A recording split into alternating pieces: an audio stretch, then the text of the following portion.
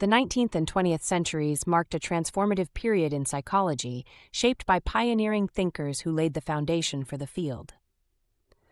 This lecture explores the key figures, their contributions, and how their work influenced modern psychological science.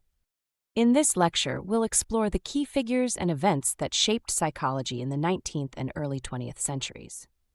Psychology was still emerging as a formal discipline, influenced by philosophy, education reforms, and cultural barriers. We'll begin by examining the zeitgeist of psychology in the 1800s. The ideas and philosophies shaped the field during this time.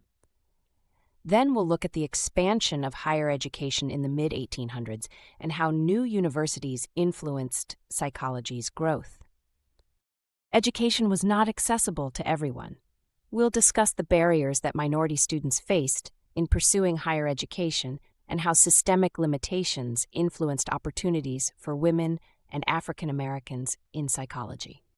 Next, we'll turn to two of the most influential figures of this era: William James, often called the father of American psychology, and G. Stanley Hall, a key figure in developmental psychology and the first president of the American Psychological Association.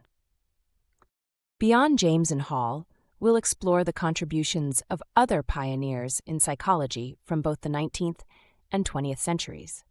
These individuals shaped systems such as functionalism, developmental psychology, and the early study of race and gender in psychology. By the end of this lecture, you'll have a deeper understanding of how psychology evolved in America and the people who helped shape it into the scientific discipline it is today.